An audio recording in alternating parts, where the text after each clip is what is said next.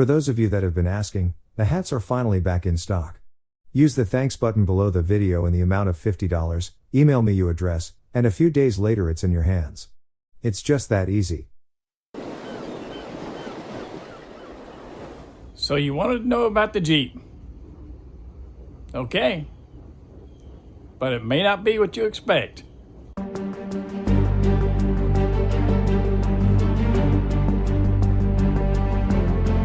A Jeep, a drone, and an old man.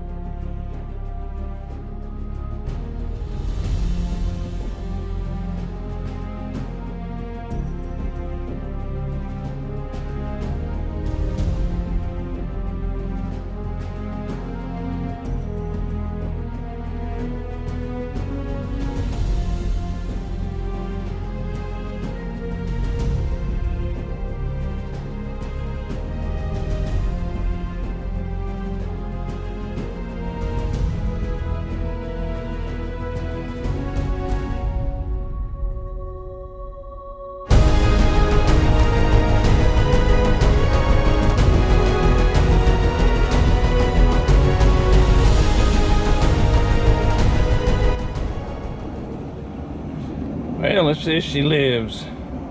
It's kind of rainy outside today, so not a real good day for working when you don't have a garage.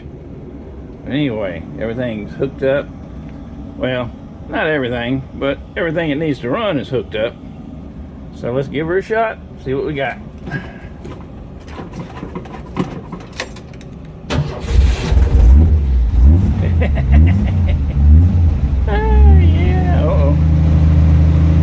Oil pressure's not working.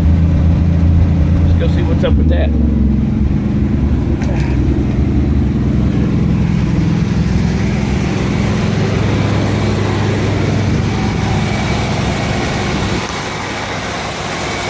the mechanical gauge and there's oil in the line. Only thing left it could be is a bad gauge, but it's a brand new gauge, so or I could have not hooked it up on the back of the gauge. Let's check that out. It'd be great to have oil all over in here. No, it's hooked up back there. Well, guess I got a bad gauge. Voltmeter's working fine and dandy though. Got to figure out what's wrong with the four-wheel drive light. Gas gauge is working. Doesn't show much because I only put 2 gallons in it. The only thing left to do is take it out for a test drive. Painted the front yesterday. Waiting to paint my star on there when the rain stops. That's where we stand right now, fellas. Yeah, 83.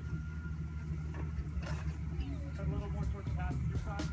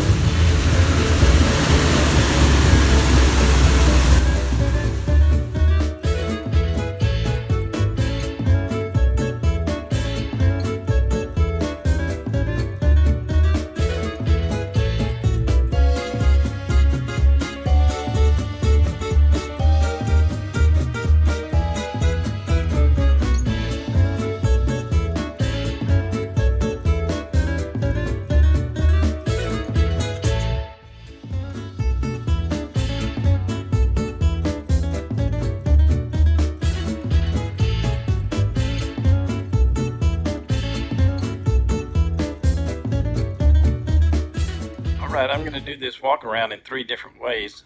First time I'm going to do just a quick walk around for those that want to see the Jeep a little closer. Very little explanation in that walk around. Second walk around, I'm going to do an explanation as to some of the minor repairs I had to do it, some of the changes I made to it, and a few things like that. Third walk around is going to be for the gearheads. I'm going to show you all the repairs I had to do. We'll get into the engine compartment, tell you a little bit about the transmission, transfer case, drivetrain, and any other changes I can think of that I've made to it along that way. I will divide those out into different chapters in this video, so if you look down in the description, there'll be a timestamp that you can go to watch your particular section, or if you want to, just watch the whole thing. I'd appreciate that. So let's give that first one a walk around.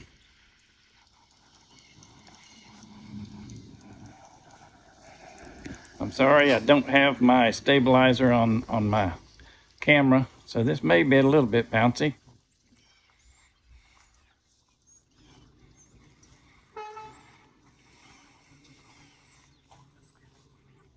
Hey, look, it's my shadow.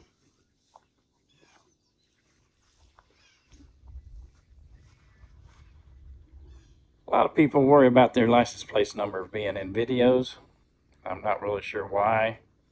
You drive around with the thing showing to the public all day long, so being in my video doesn't really concern me any. Besides, I consider myself well protected.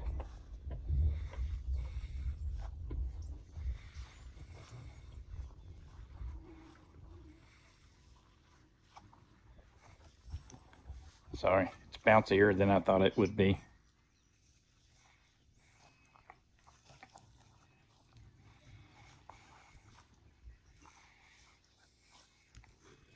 Alright, let's do a walk around with a little explanation of a few things I've changed. Now, I guess this is a proper time to tell everybody. Now, you Jeep guys, you already know this, but this is actually not a military Jeep. This is a civilian Jeep. It's a 1979 CJ-5 that I painted up to look military. Now, I spent a lot of time looking at military Jeeps online from World War II, discovering things that I needed to change on this to make it look a little bit more realistic. And it does fool people that are non-Jeep people, and even some Jeep people. But some Jeep people know their Jeeps in and out better than I do. And you know what this is without me having to tell you. All right, let's do a walk around with a few changes described here. First off, the light bar up front. That's a modern invention, LED light bar, along with the 2 lights that are pointed out at a 45-degree angle. Those give me great off-road vision. Between all the lights on this, I can definitely see where I'm going in the darkest night. Now, the 2 typical headlights, they're original, or probably not original, but they're original type. They are not LED, and they put out a yellow light, not a bright white light.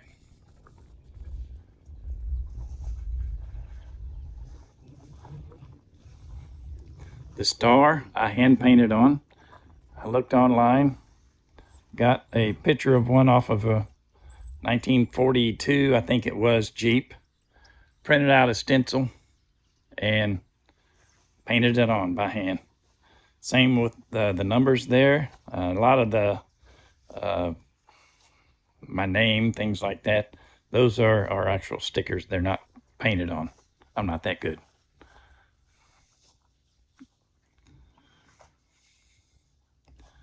The rope is there for looks. The TP50 here, got that off of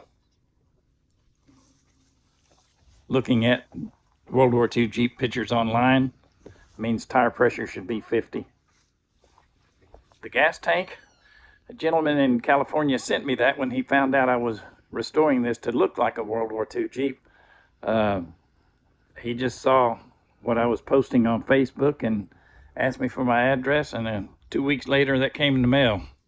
$41 shipping. I emailed him back, offered to pay for the tank and the shipping, and he refused. So if you're out there, I really appreciate that. As a matter of fact, I'd like to hear from you again. I've lost your email address due to a computer failure, a phone failure, and everything else that happens in regular life. The top is what's called a California top. I do have doors for it. The California top I need it because I was once a red-headed guy, now I'm a bald-headed guy, but I still sunburn real easy. The backup light is actually a tractor light off of like a typical garden tractor. I put that on to see where I was going when I was backing up, because there was no backup light. The seats I replaced. The originals were just rotted out.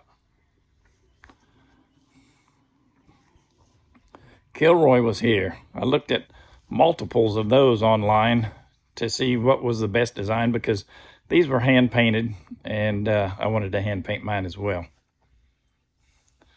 The whip antenna has an American flag at top.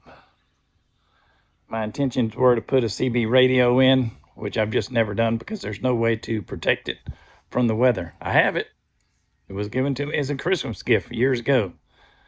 I've just not figured out a way to mount it and protect it.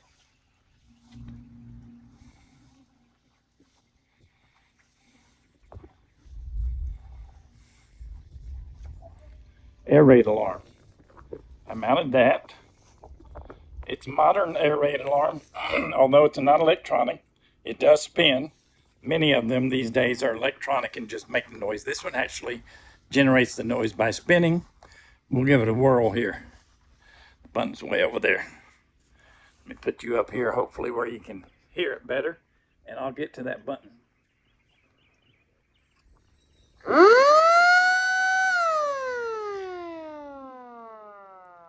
So that's what that sounds like. And it's probably much louder in real life than what it sounds on this.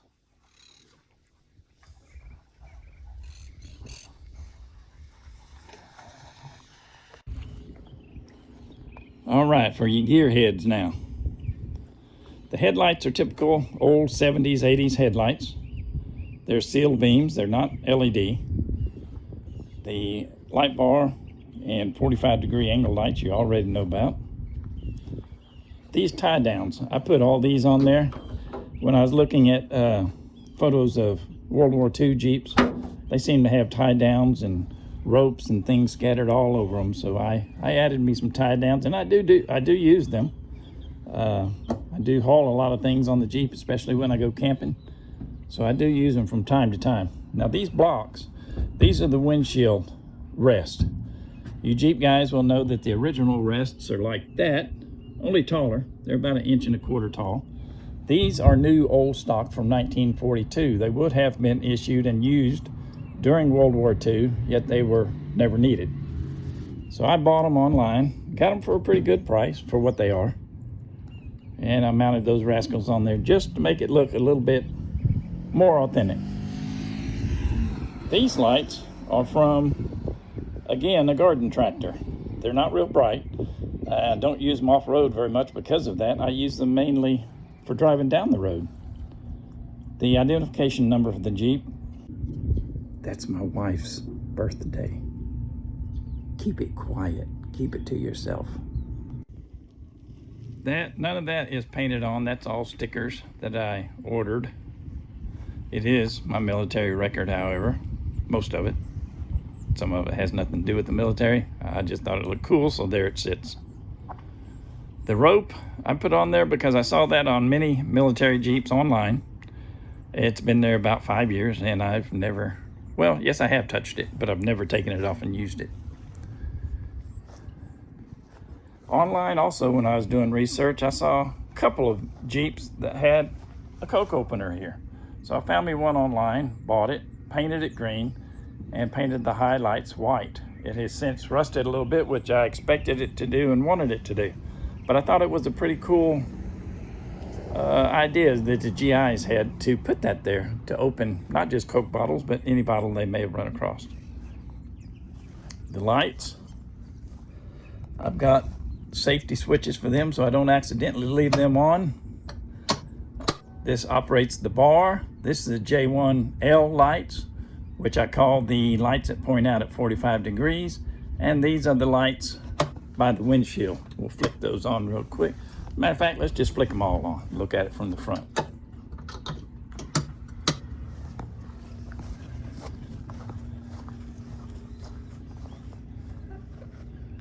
Okay, there's not much to see because it's broad daylight. You can see that they're on, but I was hoping they'd be brighter, and they're not. So this part of the video may end up on the editing room floor. I've got magnets throughout the Jeep to help hold whatever, paper, glasses, sunglasses, whatever, in place, because there's not a lot of place in here to put anything that's gonna stay in place when you're going down the road. It's got a 4-speed transmission. It's got the transfer case has a 4-wheel drive low, 2-wheel drive high, and a 4-wheel drive high. All of those work. The transfer case is a T300.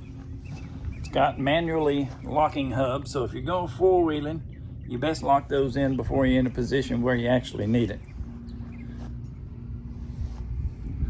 The visors, very difficult to use. They don't really move very well. They are fairly new. I replaced they're correct. They're the right ones for the Jeep, but I replaced them about 2-3 years ago, and they just really don't move very well. The top is a California top. That's what they call them. I wish they called them something else, but they don't. But I'm redheaded. Well, I used to be redheaded. Now I'm bald-headed, but I still sunburn real easy, so I have to have some shade while I'm driving down the road. This is my flagpole holder, and I should have put a flag in to come down and do this video, but forgetful old men forgets things like that. Now, when I got this Jeep, I quickly ran into a situation where I had nowhere to put anything. If I was going into a store, I couldn't secure a thing. It was all available for whoever wanted to take it. So I went to an Army surplus store. This is a 30mm ammo can. I bolted it down to the bed of the Jeep, put a lock on both ends, and that now serves as my trunk. I can lock up quite a bit in it. What resides there mostly is my drone when I'm leaving the Jeep, which sits right there right now, because I'm not leaving the Jeep.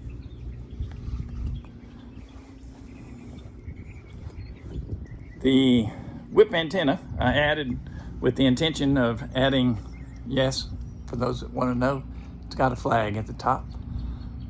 I added it with the intention of adding a CB radio, which I do have in hand and just have not added because there's no way to protect it from the weather. So I'm not sure what I'm going to do with that challenge, but I'll eventually figure out something.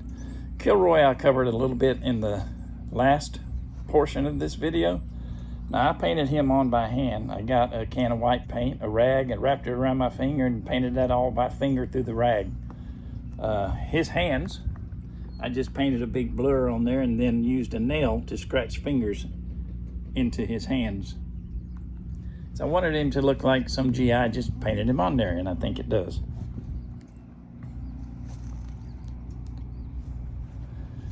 The seats have been replaced. The originals were low back and they were just absolutely trashed. Replaced those years ago. I do have some brownie root beer there. That was pretty good root beer. Still not Zuber Fizz, but it was pretty good root beer.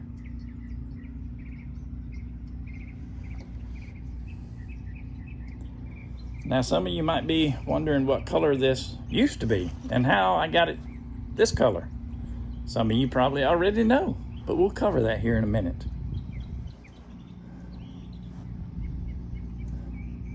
One of my favorite stickers. And now I know it's your favorite as well. Toe strap, just in case. When you drive a Jeep, you always have to have that just in case stuff. What else do we got over here just in case? I'll show you.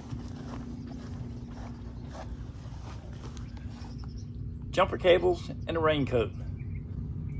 Both are necessities in a Jeep.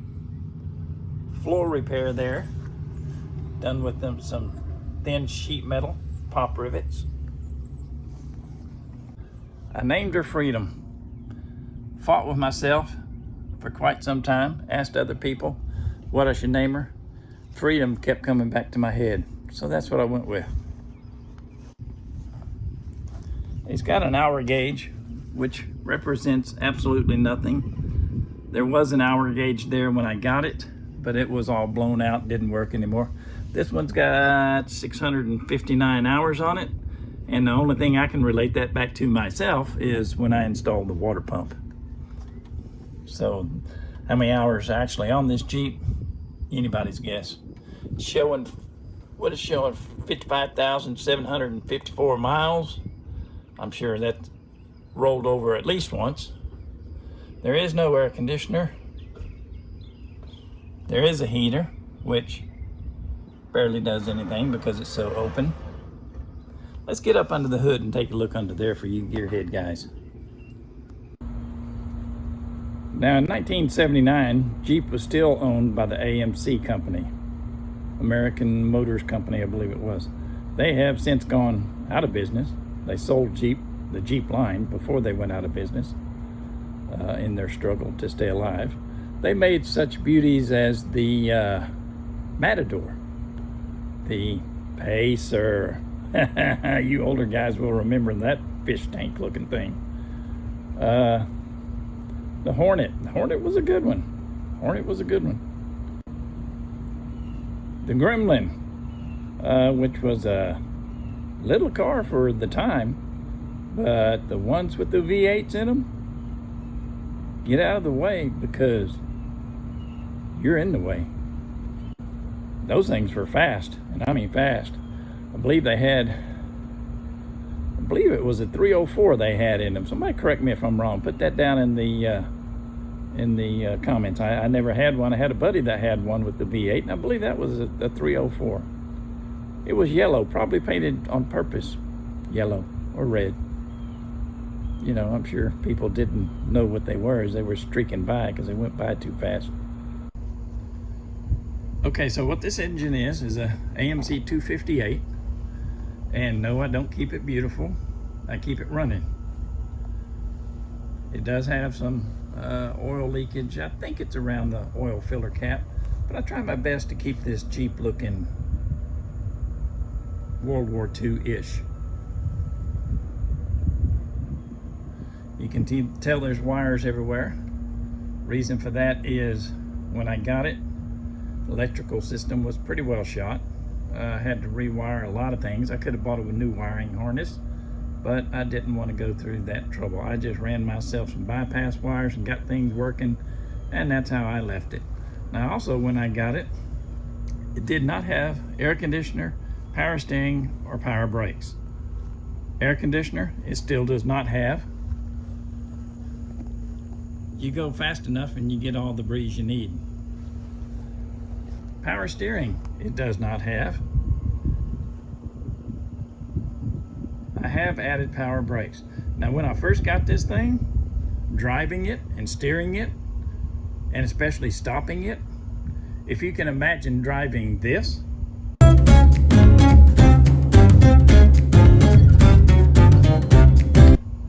that's exactly what it was like. So the power brakes have made a world of difference. I'm not going to add power steering because it steers well enough without power steering, except at very low speeds like in a parking lot. Now when I added the power brakes, you gearheads would know that this was added. The master cylinder was back up against the wall here and everything fit fine. When I added the power brakes, it extended the master cylinder out about 6 inches. So that ran into a situation with the air cleaner housing. If you can see, I beat it on it a little bit with a hammer, try to smash it in so that the master cylinder would fit. Just didn't work out. So I had to figure a way to extend it up higher because I had plenty of clearance. Look at that. Never did paint that. But plenty of clearance between the hood. So what I did, I went down to the local auto parts store and got myself a exhaust pipe adapter. Measured and was lucky enough to find one just the right size to fit on top of the carburetor. Welded that to the bottom of the air cleaner housing, and now I have a little short extension which adapts the height of the air cleaner housing so as to allow clearance for the master cylinder.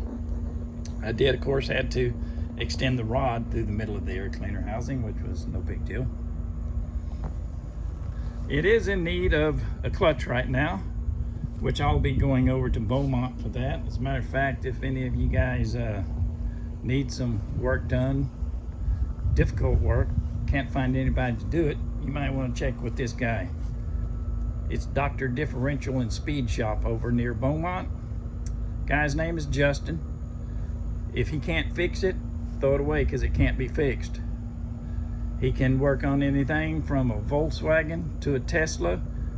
He can tune your car. If you want your car to be the first car at the end of the drag strip, or the first one at the family reunion, or you just want to be fast on the street, Justin's the cat to do it. He can tune it. He can add to it whatever it needs. He can take from it what it doesn't need. That's Dr. Differential over near Beaumont, Texas. Sorry, I don't know the phone number right offhand. Let me look here. I'm looking in my wallet. It may be 409-553-0759. Try that number. If not, hit me up. I can definitely get you in touch with him. Just leave me a comment. Okay, here we go with the original color. You're not gonna believe it, but yes, no, it wasn't walnut brown or whatever that was. It was purple. Since that time, it had been painted silver. Now the way I painted it, I went down to my local Walmart. I got a case of camouflage spray paint. I sanded down to rough it up, and I went to painting. And it has held together very well. When I have a problem, something bleeding through, I just touch it up just like that, just like you've seen on the top of the hood here.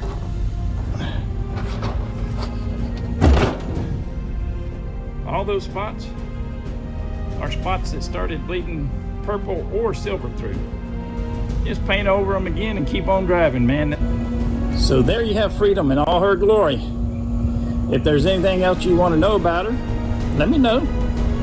I can't cover everything in a video without making it so long nobody's going to watch it. So let me know if there's something else you want to know about it. I've done an awful lot to it.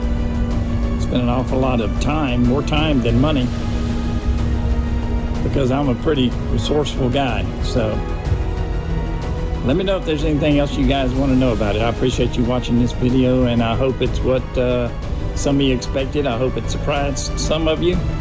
I hope you like my Jeep as much as I do, and I hope to see you sometime in the future while I'm in my Jeep.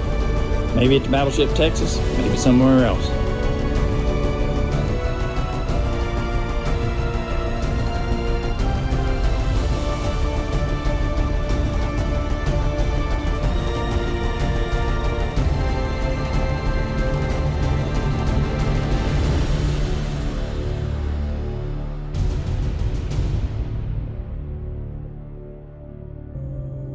For right now, it's been a Jeep, a drone, and an old man. We'll be seeing you next time.